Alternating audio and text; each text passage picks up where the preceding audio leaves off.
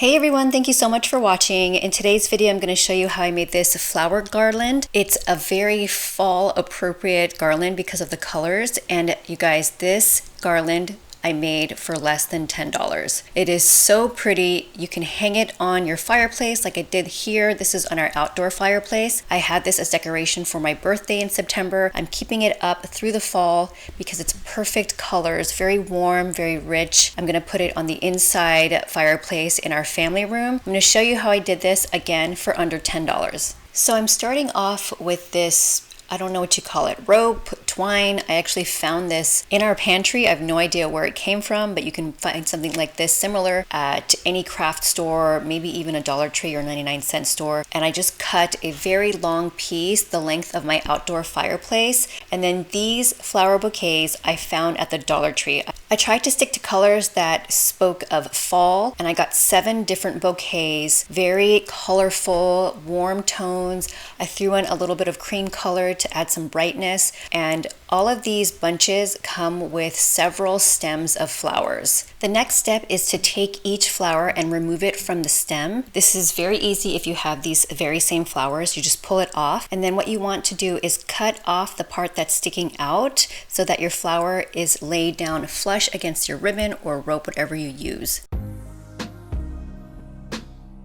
You'll also want to remove the leaves from each bouquet because you're going to put those between each flower for a little bit more color with the green, and then also these little twigs that are on some of the bouquets, you want to remove those as well so you can use them. And then the stem, I didn't have any use for that except maybe as a head massager. No, but I ended up just tossing them.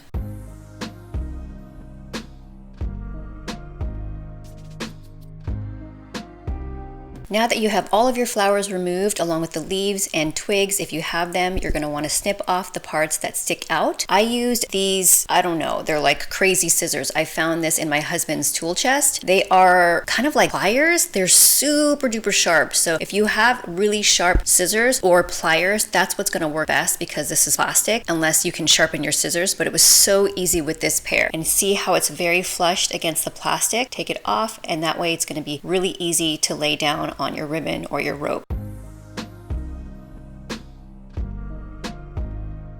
Now that all of those little pieces are removed, it's time to lay down every single flower, leaf, twig out how you want to put it on your garland. Some of the flowers are going to be different sizes and obviously different colors, so you want to lay them out kind of evenly from the middle. I started from the middle and then worked my way out to the edges so that I could make sure it looks symmetrical. So in the middle I have the biggest red flower that I could find, and then on the outsides I started to put different colors and kind of space it out.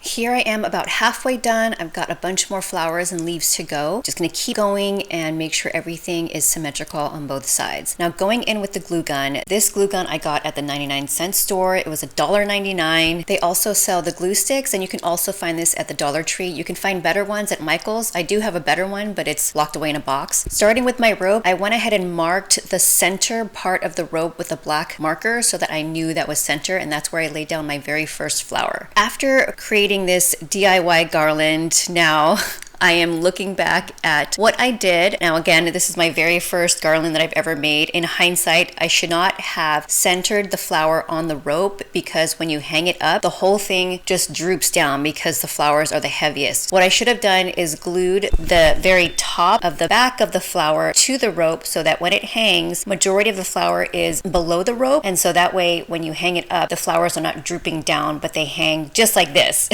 and not facing down.